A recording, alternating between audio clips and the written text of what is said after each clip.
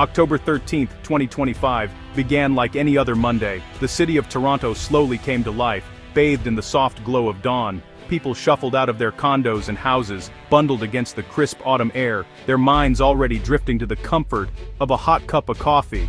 At the Starbucks on Queen Street West in Toronto, the familiar green sign glowed invitingly, promising warmth and routine to the early risers. The scent of freshly ground beans filled the air as commuters lined up for their morning fix, some still rubbing sleep from their eyes, others already tapping away on their phones. The hum of conversation and the hiss of the espresso machine blended into a comforting symphony. Baristas called out names, sliding drinks across the counter in a well-rehearsed dance. Each cup was a small act of care, a ritual that connected strangers in the shared pursuit of caffeine and comfort. Suddenly, a manager appeared, pale and shaken, gathering her team with urgent whispers. The energy in the room shifted, confusion flickering across the faces of both staff and customers as the baristas huddled behind the counter. Within minutes, a sign was taped to the door. Effective immediately, this location is permanently closed. We thank you for your patronage. The words seemed surreal, almost impossible to process. Customers were stunned, orders were halted mid-sentence, the music cut, and silence fell. Some stared at their unfinished drinks, others at the locked doors, as if hoping it was all a mistake. Similar scenes played out across Canada, Starbucks stores closing without warning from Vancouver to Montreal. In every city the ritual was broken, leaving people bewildered and adrift. Social media exploded with confusion, soon confirmed by major news outlets. Starbucks was ceasing all operations nationwide. Hashtags trended, and disbelief turned to panic as the news spread like wildfire. The closure was abrupt, leaving millions of Canadians in disbelief. For many, Starbucks was more than a brand. It was a daily anchor, a place to pause, to connect, to feel at home in the bustle of the city. Starbucks wasn't just a coffee shop, it was a meeting place, a remote office, a daily ritual. Students crammed for exams here, friends caught up over lattes, and freelancers found their focus in the gentle buzz of background noise. Its sudden disappearance left a void, practical and psychological. The empty chairs and silent espresso machines were a stark reminder of how quickly the familiar can vanish. Empty cafes stood as silent monuments to a relationship gone sour. The loss was felt not just in the absence of coffee, but in the disruption of community and routine. The day the coffee went cold was when Canadians realized the trade dispute with the US had real, bitter consequences. What once seemed like distant politics had suddenly reached into the heart of daily life. The morning routine was broken and nothing felt normal anymore. In the chill of that October morning, Canadians learned just how much a simple cup of coffee could mean, and how quickly it could all disappear. The seeds of this crisis were sown in February 2025, as a chill settled over both the weather and the mood in Canada. The country was already grappling with economic uncertainty, but few could have predicted just how quickly things would escalate. That month, U.S. President-elect Donald Trump stunned the world by announcing a sweeping 25% tariff on all Canadian and Mexican imports. The news broke like a thunderclap, dominating headlines and sparking immediate concern among business leaders, politicians, and everyday citizens alike. For Canada, this was more than just a policy shift. It was an economic gut punch that threatened jobs, livelihoods, and the very fabric of cross-border cooperation. Outrage swept the country, with protests erupting in cities from Vancouver to Halifax. The sense of betrayal was palpable. Even the nation's favorite pastime became a stage for protest. At hockey games, the U.S. anthem was met with loud boos, a rare display of public anger in a country known for its politeness. Almost overnight, travel to the United States plummeted. Families canceled vacations, business trips were put on hold, and border crossings that once bustled with activity now stood eerily quiet. A national poll revealed the depth of the backlash. 91% of Canadians wanted to reduce their country's economic dependence on the U.S. The message was clear. Canadians were ready for change. The tariff quickly became a symbol of disrespect, igniting a surge of economic nationalism.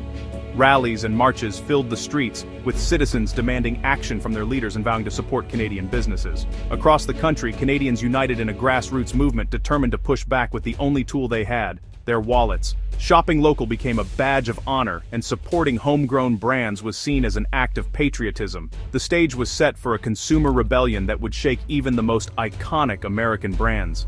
Empty tables at American fast food chains and coffee shops sent a powerful message. Canadians were ready to take a stand. Political rhetoric had crossed the border, and from that moment on, commerce between the two nations would never be the same. Outrage turned into action. What started as frustration quickly transformed into a powerful movement that swept across the country, uniting Canadians from all walks of life. The energy in the air was unmistakable. People were no longer content to simply complain. They wanted change, and they were ready to make it happen. The Great Canadian Boycott erupted, not from a single leader, but from millions of ordinary people. It was a grassroots uprising, fueled by a shared sense of purpose and a desire to stand up for Canadian values. In cities and small towns alike, people gathered, marched, and made their voices heard.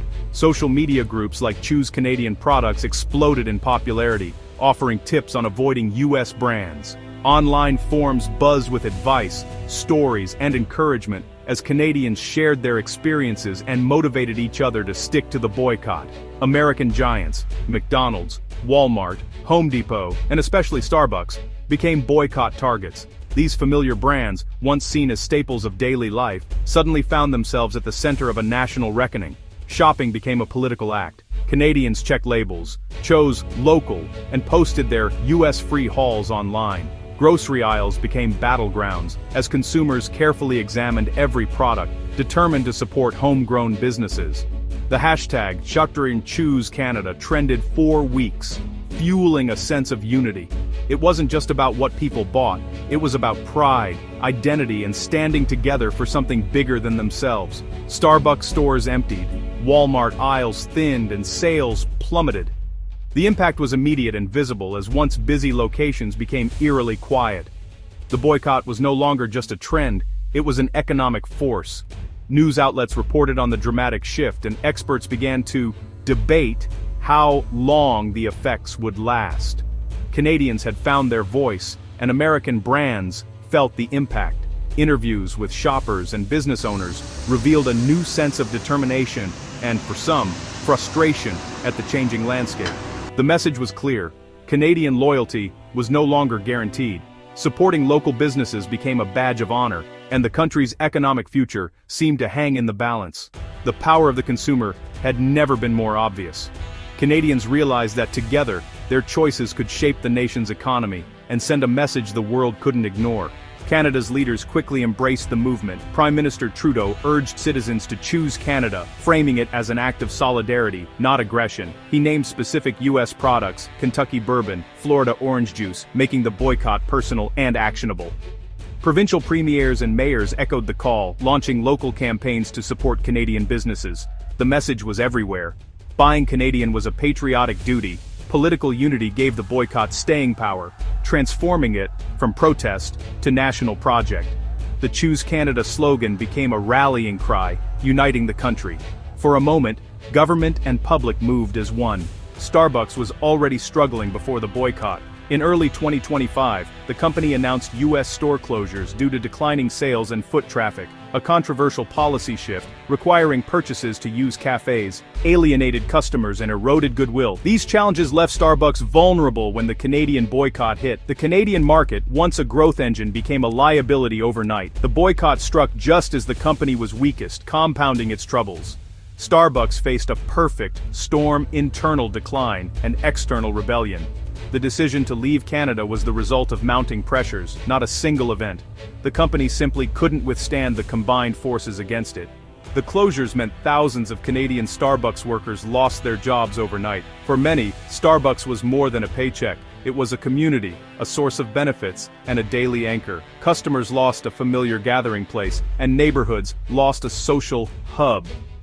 The ripple effects hit local suppliers, landlords, and nearby businesses. Shopping centers faced empty storefronts, local economies took a hit. Displaced workers now faced a tough job market and uncertain futures. The human cost was measured in lost wages, disrupted lives, and broken routines. The Starbucks shutdown symbolized a deeper rift between the US and Canada. The tariff and boycott damaged a partnership once considered unbreakable. Canadian travel to the US dropped, costing billions and thousands of American jobs. The trade war forced Canada to rethink its reliance on the US, accelerating efforts to diversify trade. The closure of Starbucks was a warning: even the closest alliances can fracture. Economic nationalism and suspicion replaced decades of trust. The empty cafes were a stark reminder of how quickly friendships can unravel. In the days after the shutdown, a strange quiet settled over once busy streets. Canadians felt both loss and pride, sad for the jobs gone, proud of their collective stand. Local coffee shops and chains like Tim Hortons saw a surge in customers, but even they felt uneasy about the high cost of victory. The future is uncertain. Will tariffs escalate? Will more American brands leave? The relationship between the two countries stands at a crossroads. Canadians are learning to live without Starbucks, rediscovering local alternatives and community. The empty stores are monuments to a dramatic chapter in Canadian history. The aftermath is filled with questions, and the answers are still to come.